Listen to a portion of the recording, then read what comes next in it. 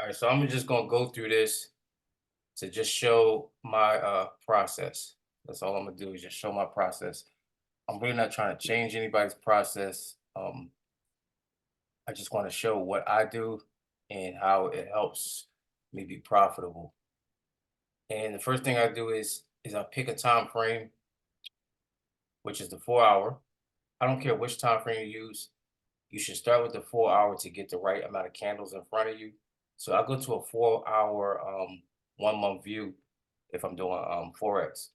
If I'm doing stocks, I'll do a 4 hour 3 month view. So I'm gonna show you what that look like.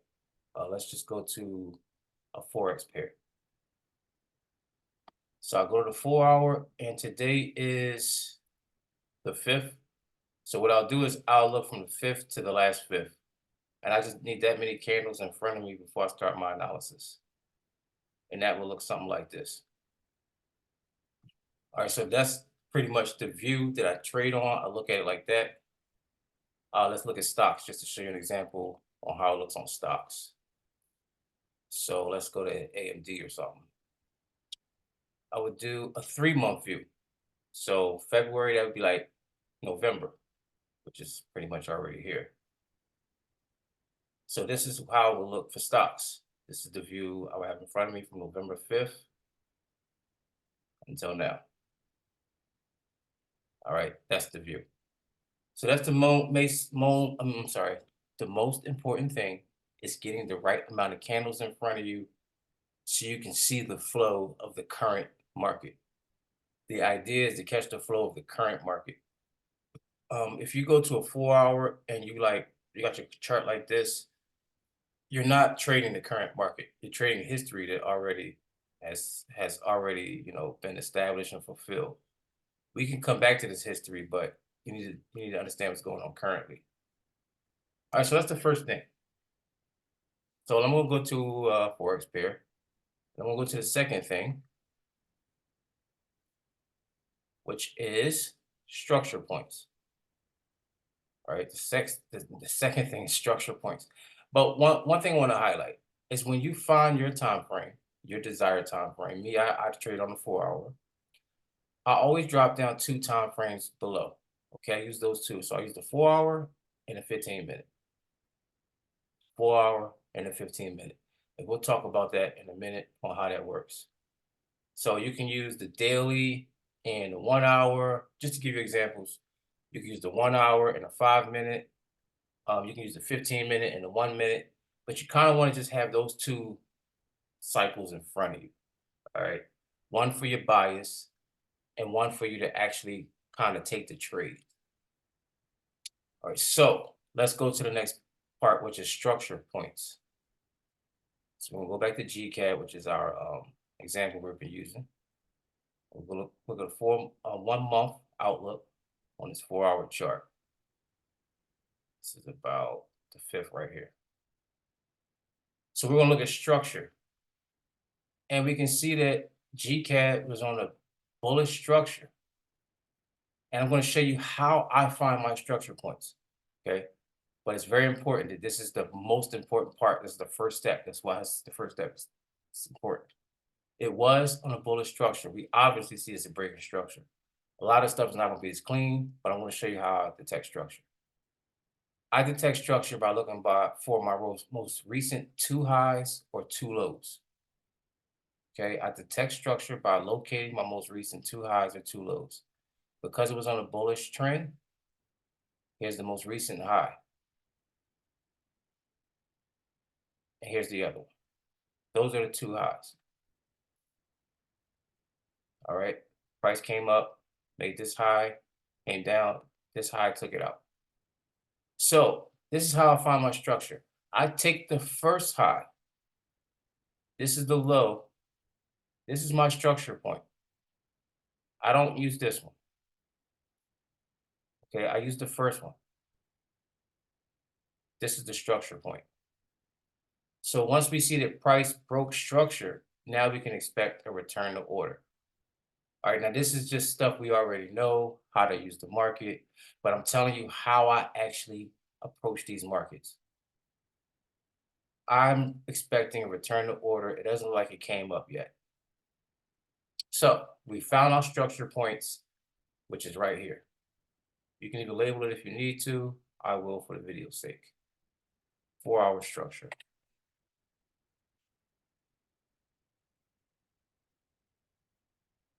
All right. Now, what's the next step? Let's go back to our notes. As soon as I can get it up here. We're going to locate liquidity.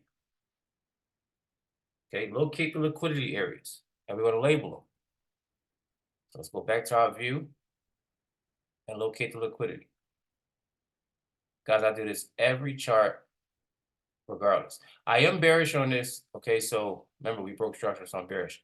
So I'm gonna be kind of mainly looking for my top liquidity areas. And I want 2 even tops, right? See how this is not even with that. I'm gonna start working my way up from here. This is almost even, it's not. These two are, boom. Here's 4-hour liquidity right here. We're gonna label that.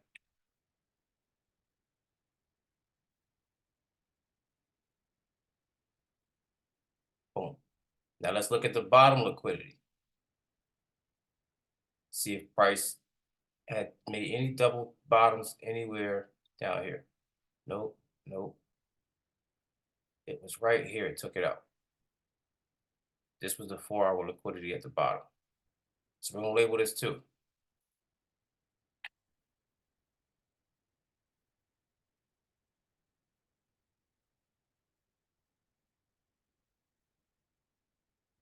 We're using this 4-hour chart.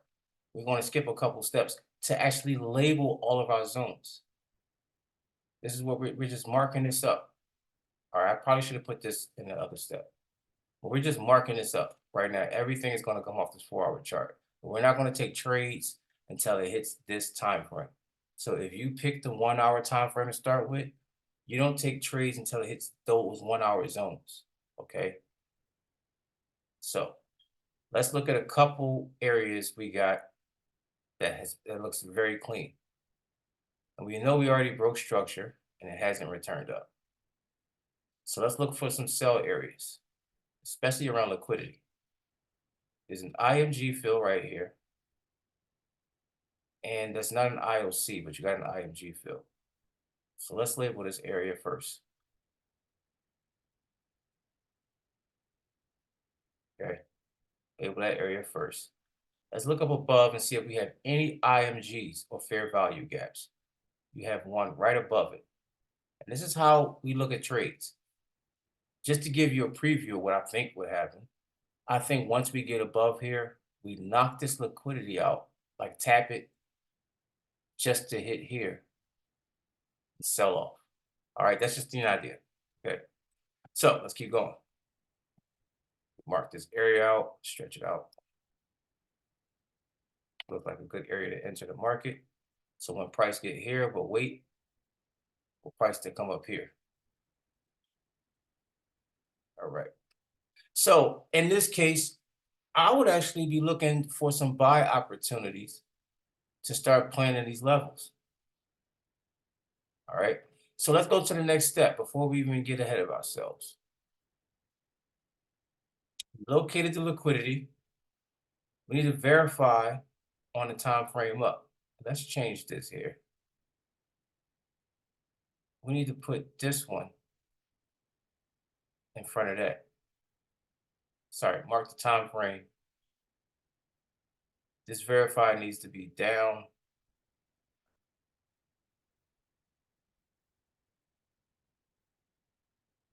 Do the proper steps.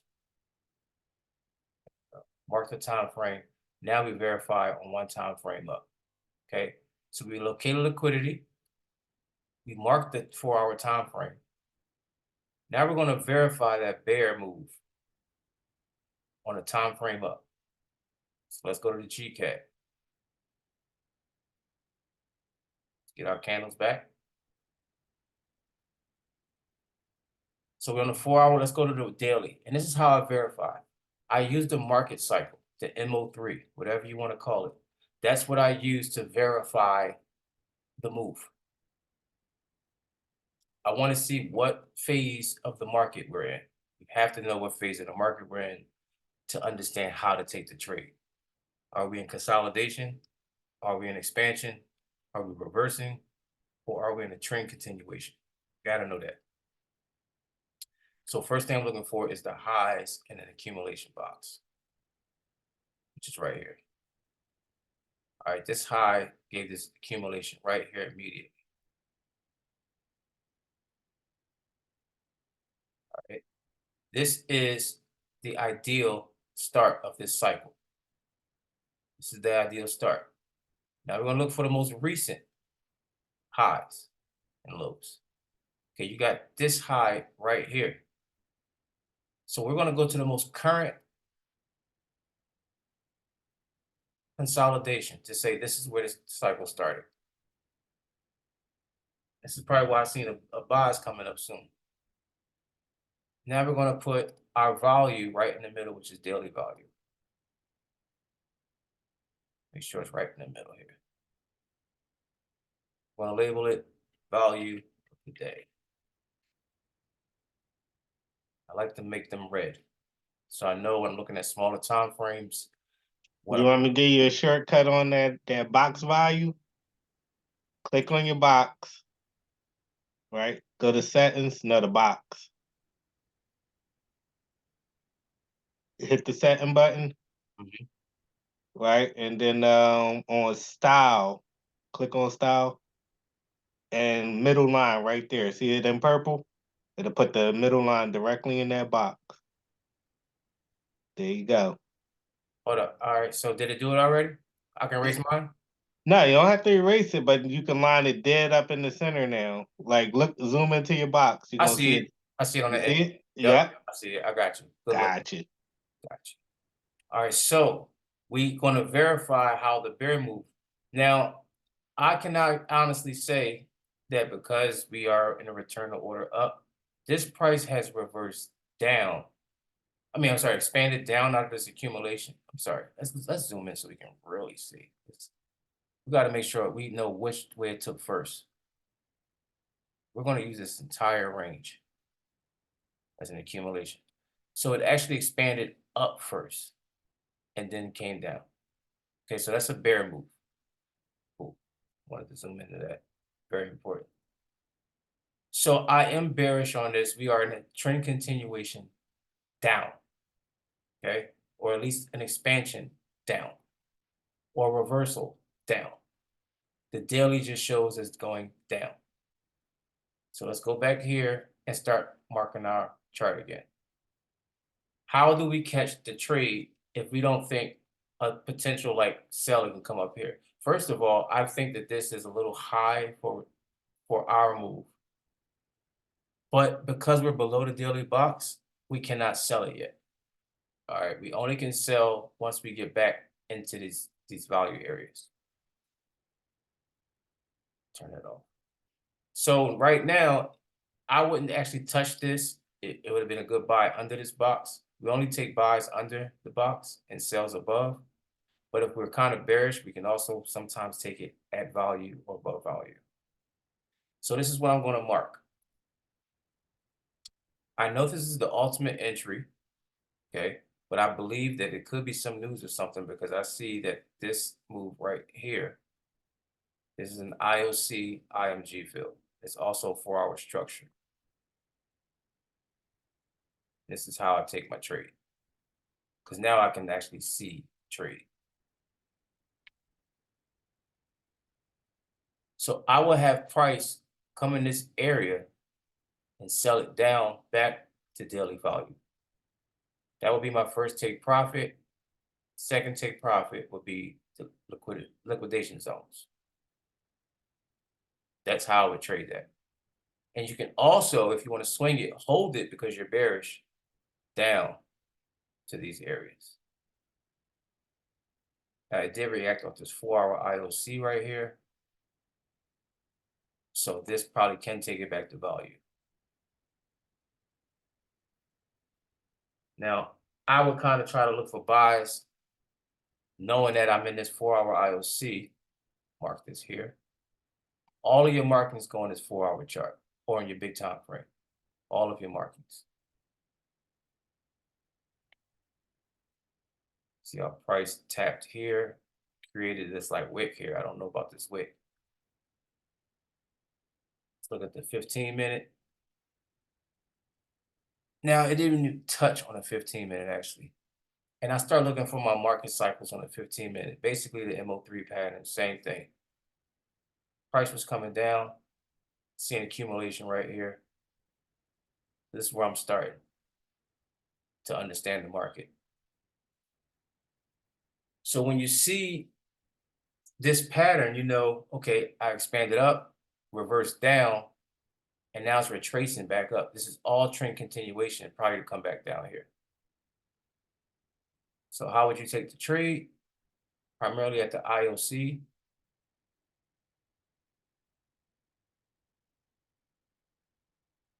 This is like 4 trades when you set it up like this. I'm gonna show you.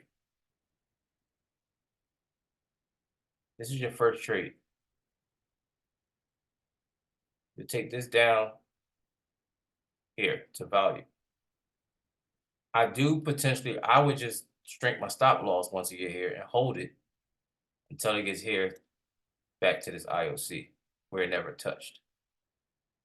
All right, that's actually the trade I would aim for. You enter a kill zone, you shouldn't get manipulated that much, and then you can just rock your way down. There is a nice, what you call it, fair value gap above this, but I believe that if this gets filled, it's going to keep going to daily value. So I like this trade first. Why? Because I have this market cycle. This is all a retracement to trap buyers. And this is my system of how I trade. So let's go and show you final steps.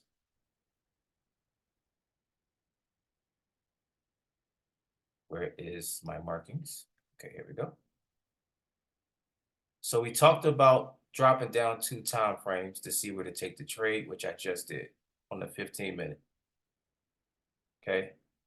Now, when the trade presents itself, you want to try to look for that 1-minute setup. The same exact thing you've seen on the 15-minute when the box developed.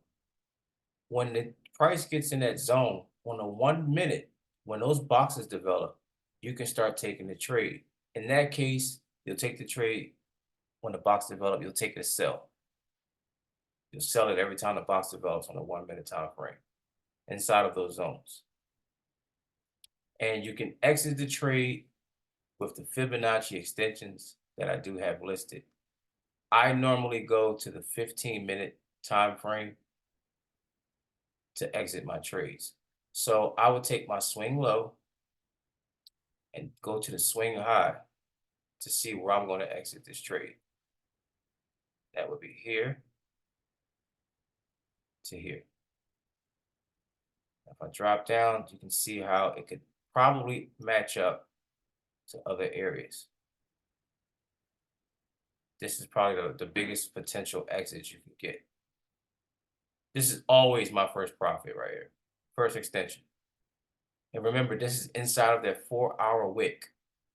Just because it's an IOC doesn't mean it was a strong one. This is a 4-hour wick. Look at this wick. So price can come inside of here for buys. Okay, that's liquidity. Which potentially this one. But this is how I exit the trade on those extensions. Take it to 15-minute because I'm bearish. I'll take it down, move it up, and I look for my exits. Now, obviously, you want to get out there first. But the trade I take is here.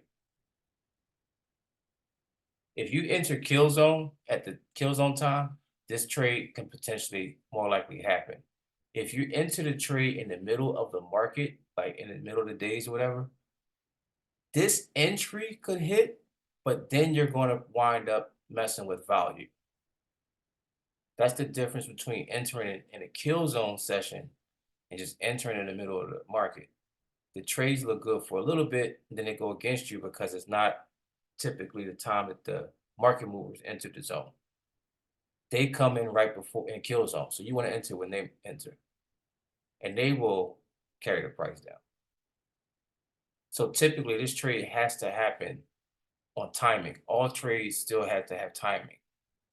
Markups could be 100% correct, but the timing is very crucial. And like Ripple crypto, for example, 6 p.m. is a great time to catch, you know, strikes. Around 5 p.m., 6 p.m., sometimes 11 a.m. too. They have like 2 kill zones. This was yesterday at 7 p.m. So right after the 6 p.m. hour, look at 5 p.m. Oh, 6 p.m. was the high, right at 6 kill zone, and it just melted. This was 11, 12 o'clock today. Another kill zone, melted. So crypto has 2 kill zones because it's 24 hours. Okay, you got to remember they don't have a rollover time. They might have a time where they close for like 5 minutes so they can have daily sessions, but it's a 24-hour instrument, so they have 2 kill zones. And I found them to be between 5 p.m. and 6 p.m. Eastern, and 11 a.m., 12 p.m. Following day. So that's all I wanted to go over is my entire process on how I trade the charts. Let's just pull it up right quick, give you an overview. Really simple with just going over this time to time, over and over again. Okay. Those extensions. Oh, sorry. But I just go over the time frame length, make sure I got the 1 month in front of me with 4 hours. Then you can stretch to your desired time frame, but make sure you have that in front of you. Structure points. You have to know if you broke structure or you're following structure. Very important, so you can get your correct bias. Without that, you do not have a correct bias. You should verify that on a time frame up. Okay. Locate your liquidity and market time frames. Mark the time frame that you just did the bias on. Whatever structure point you just got your bias on, mark that time frame. Drop down 2 time frames to see where to take the trade.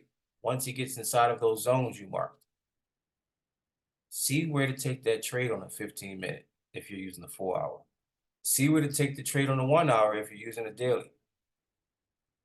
Take the trade, actually take the trade, physically press the trigger when you see that the 1 minute setup boxes and you're above or below that box. This is when you're actually physically taking the trade. Once you take the trade, that's when you determine your profit. Okay. The game is not about getting profit, although that's the result we want. The game is about protecting your money. So we want to understand that 1 minute structure, that 1 minute setup, so we have the slightest and tightest risk possible. Then we'll worry about profit. So after we get in the trade, we'll use our Fibonacci extensions on our 15-minute or whatever time frame you desire.